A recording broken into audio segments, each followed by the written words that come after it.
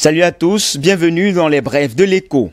Des chercheurs à la Banque mondiale, BM, viennent de publier un billet relatif aux avantages d'un système de bus rapide BTR à Douala, la capitale économique du Cameroun. L'on apprend que dans le cadre d'un plan de mobilité urbaine soutenable qui transforma fondamentalement le réseau de transport urbain de la ville en commençant par la mise en place d'un nouveau système de bus rapides, les autorités camerounaises se préparent actuellement à présenter un projet de BTR au Conseil des administrateurs de la Banque mondiale en 2021. La construction de ce système de transport devrait ensuite commencer en 2022. Pour justifier le projet, les chercheurs relèvent que Douala est une métropole ne disposant pas de moyens de transport fiables, ce qui a un impact considérable sur la mobilité des personnes et sur leur qualité de vie. À les en croire, avec le BTR, un résident moyen de Douala aura accès à 2 fois plus d'opportunités d'emploi. Le projet sera d'autant plus remarquable pour des personnes pauvres car elles verront leur accès à l'emploi augmenter jusqu'à 138% une fois le BRT mis en service.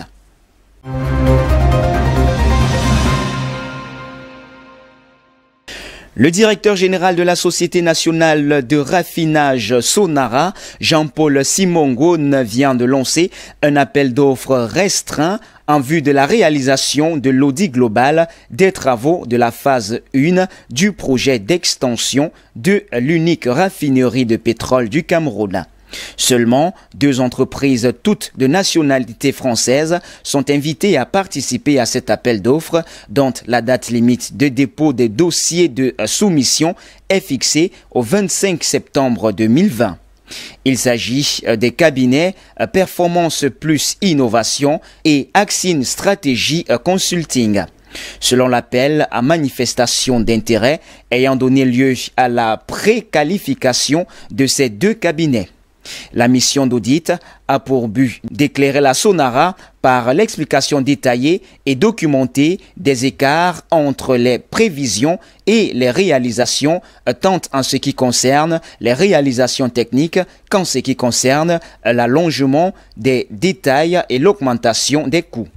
Pour rappel, la phase 1 du projet d'extension et de modernisation de l'unique raffinerie du Cameroun, lancée en 2010, s'est finalement achevée en 2018, alors que la fin des travaux était initialement prévue entre 2012 et 2013. Le projet engloutit environ 380 milliards de francs CFA.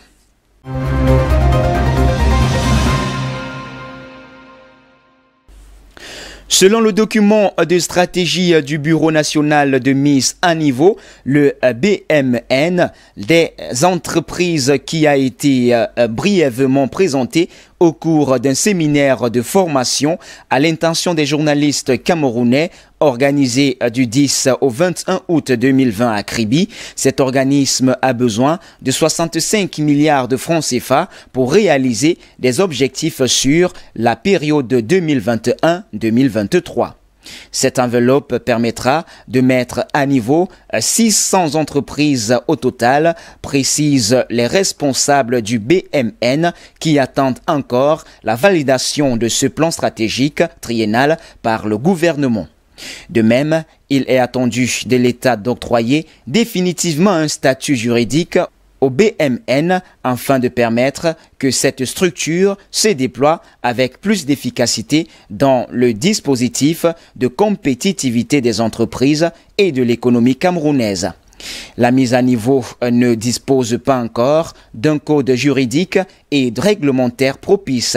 Elle est conçue et s'effectue dans le cadre général du développement des entreprises et de la promotion des affaires, ce qui constitue un facteur limitant pour le BMN qui a besoin de financement pérenne pour mieux assurer des missions, fait ainsi remarquer l'expert ayant travaillé sur le document de stratégie du BMN.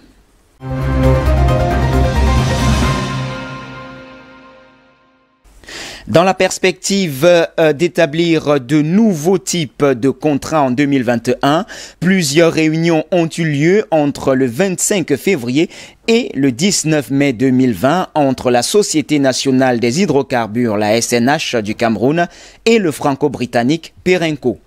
La SNH précise que les contrats jadis signés entre les parties en vertu de la loi de 1964 expirent en 2021. Dès l'année prochaine, les 10 contrats doivent être convertis en contrats de partage des productions PSC conformément aux dispositions du Code pétrolier camerounais. Cette conversion sera un peu à l'image du partenariat qui lie les deux parties sur le champ Moabi depuis une autorisation présidentielle signée le 8 janvier 2019. Selon la dite autorisation, Perenco y obtient une part de 75% et la SNH 25%. Ceci pour une période fixée à 20 ans. À la demande de la société concernée, cette autorisation peut être renouvelée une fois pour une période de 10 ans. En termes d'obligations, Perenco, dans le cadre de l'autorisation exclusive d'exploitation Moabi, doit mettre chaque année civile à la disposition de l'État 150 000 $, soit environ 86 millions de francs CFA pendant la période de développement et d'exploitation pour la formation professionnelle dans le domaine pétrolier.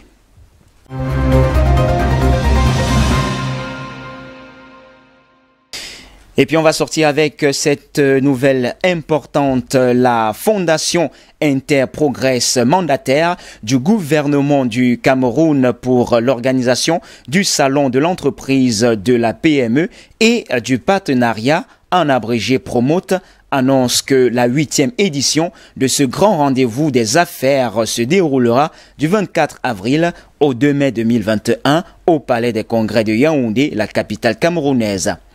En guise d'innovation principale, l'édition Promote 2021 sera ponctuée par une grande conférence sur 4 jours baptisée le Forum de Yaoundé. Cette rencontre s'articulera autour du thème « L'industrialisation de l'Afrique, une clé de l'émergence du continent ».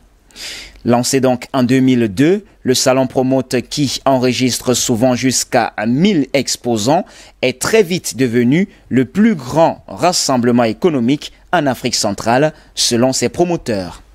Eh bien, c'est tout pour les brefs de l'écho de ce jour. Mesdames, Mesdemoiselles et Messieurs, merci de nous avoir suivis. Les informations se poursuivent sur nos antennes d'IBS Télévision. Restez donc des nôtres naturellement.